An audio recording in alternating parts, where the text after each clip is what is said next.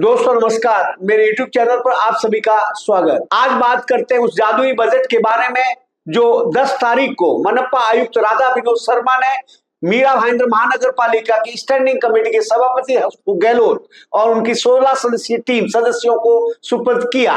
जादुई बजट इसलिए कि मीरा भाईंदर मनपा का सरकारी जो खजाना है वो खाली है और आंकड़ों का हेर फेर भी प्रशासकीय राज की उस सच्चाई को बचा नहीं पा रहे हैं जो इस बजट में देखने को मिल रही है।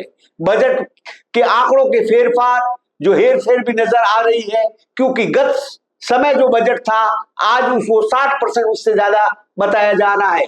अब तो ये स्टैंडिंग कमेटी की मंजूरी के बाद और महासभा की उस पर मंजूरी लगने के बाद ये मालूम पड़ेगा कि एक्चुअल बजट क्या है और उसका असर मीरा भाईंदर पर क्या पड़ेगा। 10 तारीख को मनपा आयुक्त 10 मार्च को मनपा आयुक्त स्टैंडिंग कमेटी के चेयरमैन सभापति हसमुख गहलोत को और उनके 16 सदस्यीय टीम को ये जो बजट का जो परफॉर्मा है वो सौंपते हैं और उसके बाद मनपा आयुक्त एक प्रेस कॉन्फ्रेंस को संबोधित करते हैं और उसमें उन्होंने जो जानकारी दी वो मोटा तौर पे अर्थसंकल्प थोड़ा एक माहिती जो उन्होंने दी उसमें महानगर पालिका निधि 1439.2 करोड़, कर्ज रोके 445.98 करोड़ और शासन निधि 2576.85 करोड़। इस प्रकार ये मीरा भाईंदर महानगर पालिका का आने वाला बजट साल 2026-27 का 4,461 करोड़ 85 लाख के करीब पहुंच जाता है। मतलब गत साल की तुलना में 60% से ज्यादा। यही सबसे बड़ा सवाल है शासन निधि को लेकर, जिस पर हम आएंगे बाद में, उसका जिक्र करेंगे और यही चर्चा का विषय बना हुआ है। शहर में चर्चा यही हो रही, इतना बड़ा बजट ये विकास का रोड मैप है या आंकड़ों का हेर फेर है या आंकड़ों को संतुलित करने का मैनेजमेंट है। इसको लेकर चर्चाओं का दौर गर्म है। अगर आंकड़ों की बात करें तो जैसा हमने पहले जिक्र किया, प्रस्तावित खर्च जो है 1439.02 करोड़ जो मनपा को विभिन्न स्रोतों से प्राप्त भी होगा। स्टैंडिंग में जाएगा, स्टैंडिंग उसमें क्या फेरबदल कर रहे हैं उसके बाद इस पे ज्यादा चर्चा करेंगे।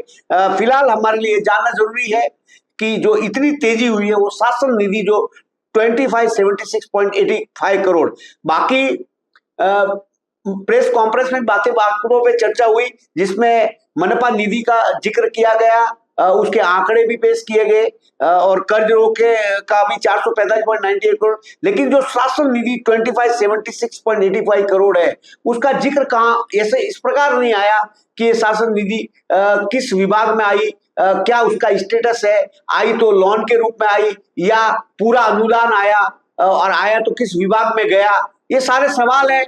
और आए तो पूरी आई कि नहीं आई या कितने कागजों में है या कितनी प्रैक्टिकली आई, ये सारे सवाल हैं जिसके जवाब हमें आने वाले दिनों में मिलेंगे और उसके बाद उसका जिक्र भी होगा। लेकिन ओवरऑल ये तय हो गया है कि ये जो बजट है मीरा भाईंदर महानगर पालिका का वो एकदम लंबी छलांग मारते हुए, कुछ कम ज्यादा हो सकता है स्टैंडिंग कमेटी में, उसके बाद महासभा की मंजूरी में, लेकिन इतना तय है कि बजट जो है वो 4500 करोड़ के आसपास जाने वाला है। मतलब जो गत वर्ष की तुलना करें तो ये कम से कम 60% से भी ज्यादा बढ़ रहा है और यही सबसे बड़ा सवाल है कि क्या मीरा भाईंदर महानगर पालिका का शासन प्रशासन इस आंकड़ों के खेल में रियली विकास दिखाएगा। फिलहाल हमें इंतजार करना होगा स्थायी समिति की मीटिंग में क्या होता है इस बजट पर, उनका क्या रिमार्क रहता है, कितना घटता है बढ़ता है और उसके बाद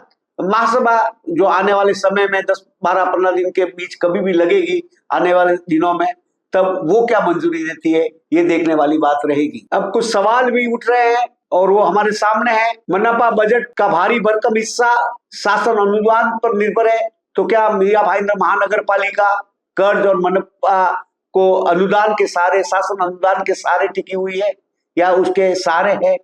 ये हम इसलिए कह रहे हैं कि सवाल सबसे बड़ा है कि 1461 करोड़ के बजट में मीरा भाईंदर मनपा के निधि का बात करें तो वो सिर्फ 1439 करोड़ है। मतलब आधे से भी ज्यादा हिस्सा, 1/3 से 2/3 बोल सकते हैं हम, वो शासन अनुदान और कर्ज के सहारे है। ये मीरा भाईंदर महानगर पालिका की असली वित्तीय स्थिति का आकलन करती है।